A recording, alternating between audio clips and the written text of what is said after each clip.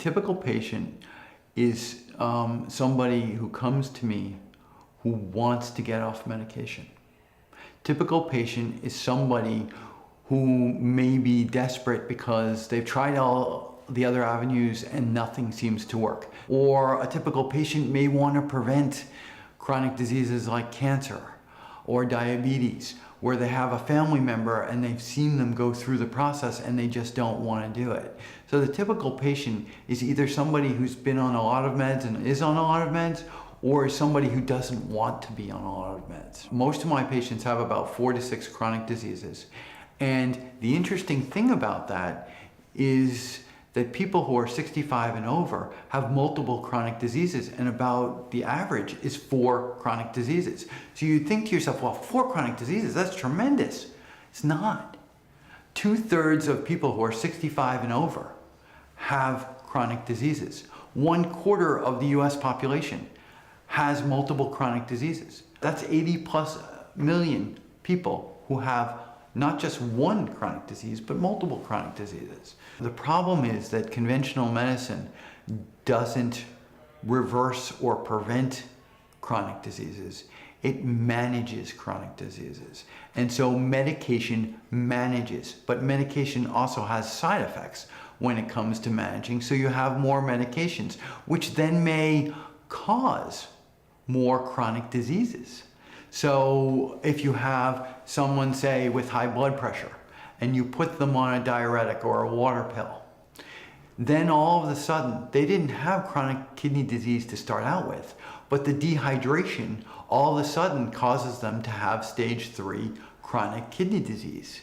And somehow this is normal, and it's not. And also, when you have medications, you have a package insert, and they're approved by the FDA. But that package insert is somewhere between 6 months to 2 years in terms of the length of the trials. And they're not meant for 20, 30 years. And you have people on medications for 20, 30, 40 years for their whole life. I have patients who come in and they say, I'm having symptoms, and it can't be from the medication because I've been on this medication for 20 years. And I say, au contraire, it is from the medication, and in fact, the longer you're on the medication, the more serious the side effects can be. You start out with nausea and vomiting on the initial side effects, that goes away in a day or 2 or a week. But the long-term side effects, like a diabetes drug, some of them can cause, one of them at least, can cause pancreatic cancer.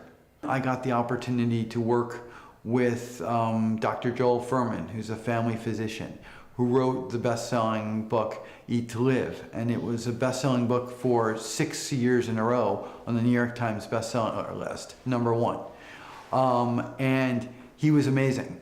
I got time with him, I got to work with him, I got to see his patients with him, we did a diabetes study together.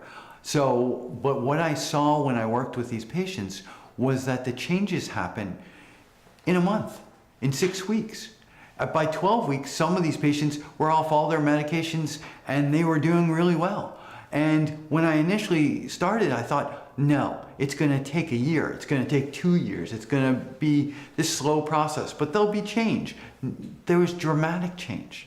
And what I saw from this inspired me. People used to think it was in your genes and that you couldn't do anything about it. Let's take, for example, cancer. Cancer, it used to be that your genes dictated whether you got cancer or you didn't get cancer. If your father had it, your mother had it, what have you. And so they thought, okay, most of it has to do with cancer, with your genes. Then they thought 66% of it, 2/3 had to do with your genes.